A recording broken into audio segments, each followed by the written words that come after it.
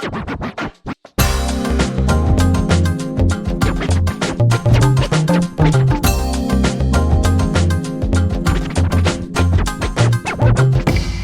is a short one. I thought I had my life all organized, got sick last week, and that deleted just an entire day. And then, of course, there's the recuperation, recovery time to get over it. And then just suddenly it's a new week and you're supposed to be doing stuff again and you haven't done as much as you thought you were going to do. And I'm not going to complain. You don't come here for that. You come here for news about Japan, and that's what I'm going to deliver to you. But again, the benefit of me having gotten sick even just a little bit is that little rasp that comes with the voice. For those very few people I know who have listened to this when they go to sleep because they just like, I guess, the monotone, boring kind of things I talk about, and there's no surprises here. It's all love. You get that voice for a day or two in 20 minutes, 30 minutes, as I just, you know what? We're switching to an ASMR podcast, and I'm just going to talk about the new picture in the background of my dog Dave, dressed up as a general. Some kind of Renaissance thing. I don't actually know what time period that's supposed to be. You can't see it if you're listening to the audio version, so you just have to close your eyes and imagine Dave. Do you know what kind of dog Dave is? Doesn't matter. He's, your dog of your dreams. February 10th. This was just one of those ones. There's regularly we get the stories of people getting arrested over incredibly small crimes or sums of money or stuff because they escalate. I don't know if this woman actually escalated, which means I don't know if I fully agree with her getting arrested for this beyond just trying to teach her a lesson that she shouldn't be doing this thing. It seems like there's a lot of background here. February 10th, a woman goes into a convenience store. Not a particularly weird thing to do. It happens all the time. Dozens of our stories start with people going into convenience stores. Millions of people go into convenience stores every day, and you don't hear a word about it because nothing happens, because they don't do something weird or stupid. She was arrested for destruction of property. Now, the property she destroyed was a single bun. So what she did, she picked up a pack of 4 buns, and she took one and she squeezed it flat with her thumb and finger. But because the bread didn't sort of refluff, the owner of the convenience store said, I can't resell this, therefore you have to pay for it, or it's damaged property or something. The woman left the store, so he called the police and he had arrested. The buns in total cost 181 yen. So this is one of those things where is it worth ruining your life over a 200 yen crime? Because you do have to involve the police. You have to deal with the police. There is a crime there, no matter how small it is. She claims, I only pressed it lightly in my hand to see if it was firm. But he's saying it was like squished flat, like you couldn't squish it anymore. This apparently was not the first occurrence. So that's where my opinion sort of starts to change. Like, okay, I've probably picked up a product in a grocery store or something and maybe squeezed it too hard by accident. Now, I've never done it on purpose. I can honestly say that. But I probably have ruined a couple products by accident once or twice. Maybe I dropped something. I'm sure something like that has happened, and I would apologize for it. And if you wanted me to pay for it, I'd probably just pay for it. But it's not consistent behavior. This woman seems to come into this convenience store on a regular basis and squish something and then walk out. Maybe she buys something else, but she's got a thing for squishing bread. Because this was not the first occurrence, the owner was on the lookout for the serial squisher so that he could have them arrested. And have them arrested he did. This woman, again, so we only have proof of one crime worth 181 yen, but we can assume she's sort of a serial. We can see that there's a pattern of behavior here. She might not have realized she was destroying the property. So there is sort of a defense there that she didn't maybe realize what she was doing. But that being said, maybe it's better just not squish anything at all. There's a company called Trust Ring Company in Osaka. And they pay crap. I mean, let's just be straight. They pay crap. They pay slightly above minimum wage. And they do that, but they've had 0 turnover in the last 3 years, which seems almost impossible. Because even like good minimum wage jobs, the ones where you maybe like gas station attendant where you just take money, like you don't actually have to fill up gas or anything. You just sit in that little booth. That probably has higher turnover. Like you probably have people leave more than every 3 years. So why are they able to keep their staff? It's because of this unusual benefits package. And their benefit package includes coming in late because you're hungover as a valid excuse for coming in late. So I go out, I'm drinking, and I say, you know what?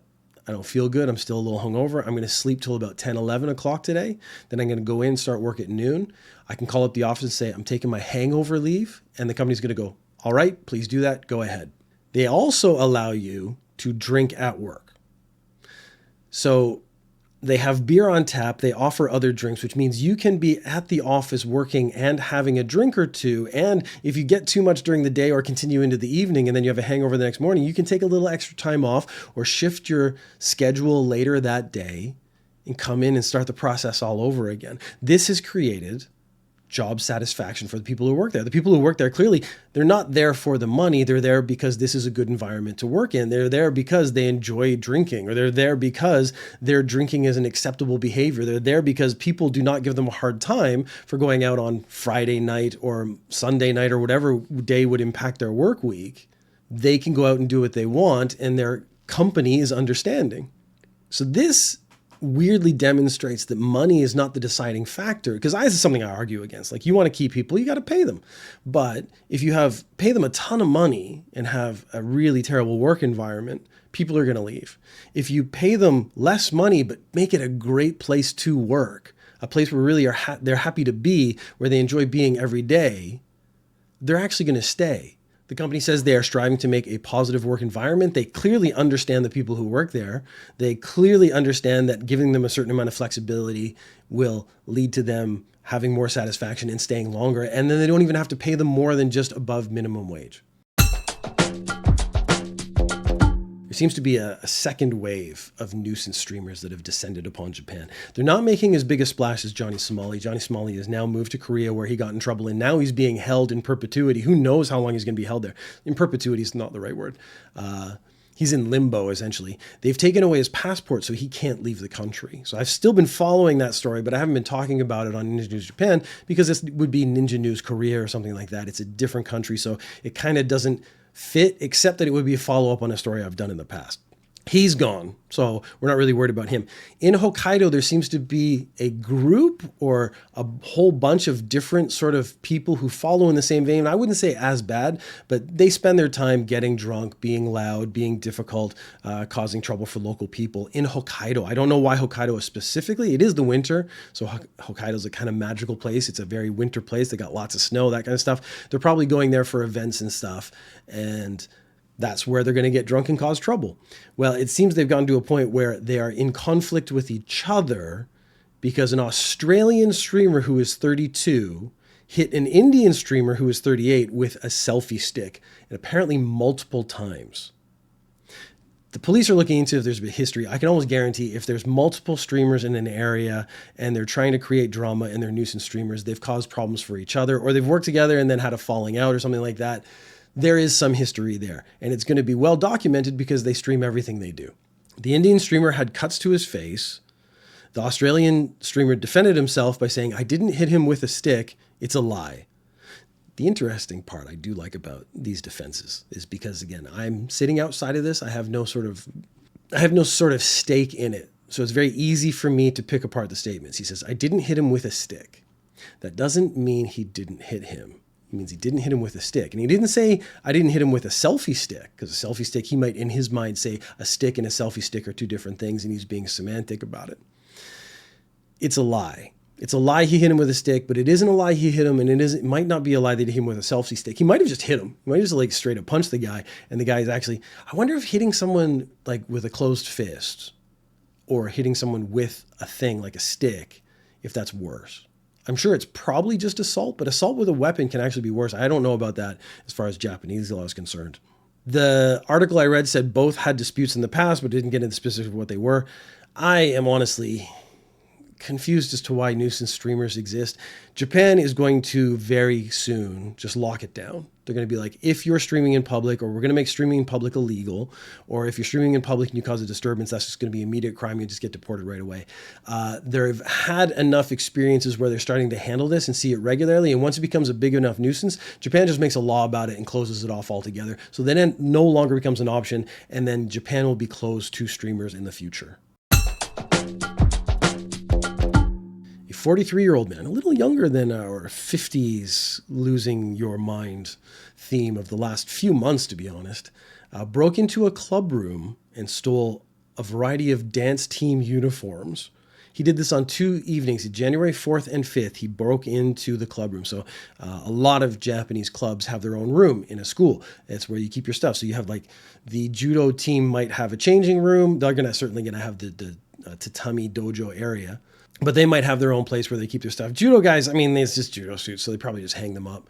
Something with equipment. If you have an American football team, they're going to have a place to store their equipment. If you have a volleyball team, they're going to have a place where they keep the balls and then the net when it's not out and that kind of stuff.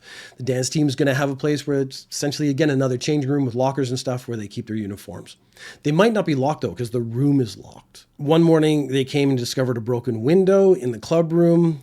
The man was arrested. They didn't say how they found him. I don't know if there was a lot of security footage or something, but they figured out who it was. They arrested him. He said, "There is no doubt I stole them, but I did not break the window," which again led me to believe, like, is there a question of, is breaking the window making your crime worse? Like, you're being arrested for theft. You're all clearly entered. Is not breaking the window enough of a difference to the actual crime? Like, there's a lot of people when they get arrested for murder in Japan, they go like, I did not intend to kill, because that intent will change how much the punishment would be. But in this case, I'm wondering if that would make any difference at all. Like, someone else broke the window. I used that opportunity to get in and steal these uniforms. Police then, of course, searched his house. And when they went into his house, they found, what would you expect? More uniforms. And our last story, and therefore our grossest story of the day. I had to make this a very short one. I did want to get an episode out. I'm trying to be consistent, at least about releasing episodes, just so that, I don't lose the habit of doing it every week. I'm trying to reorganize so much stuff right now. It's a bit insane. You don't want to hear about it. I keep forgetting that people don't want to hear about it. They just want the news.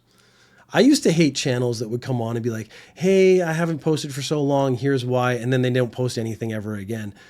I get it. Your life has changed or something's happened. Yeah, you don't want the updates. You just either want the content or not. I gotta get that straight in my head. It's because I feel bad about not doing everything I wanted to do. And then I feel like I've let you down, the viewer or listener. And I haven't, because you're getting an episode. Screw you for being so selfish. You should care about me a little more. See how quickly you can turn that around if you actually follow the logic. A senior stock exchange official. So he's in his 60s. So he's beyond our 50s range for losing your mind. So maybe he was holding it in for the whole time, which is how he lost it this time. He was arrested for attempting to take upskirt photos of 2 17-year-old girls sitting across from him on the train. So he's sitting on a bench. They're sitting on a bench on the other side of the train. They're facing each other. He's like, they're schoolgirls, probably wearing high school uniforms. Their skirts, I'm going to assume, were pretty short. So that's how he thought, maybe I'll be able to get an upskirt photo of these 2 ladies. I don't know why, man. This is the bit that got me the most.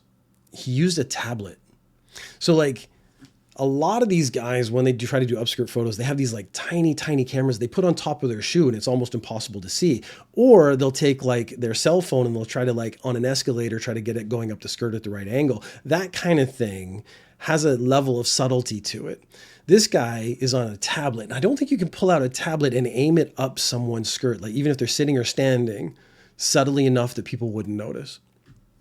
Weirdly, that's not what the girls say happened. They say they heard the shutter sound and reported to the staff. So I'm sure they heard the shutter sound, turned around, saw an old man with a tablet out, and were like, I think that guy might be trying to take pictures of us. They went and reported to the staff. Staff called the police. Police picked the guy up when he gets off the train.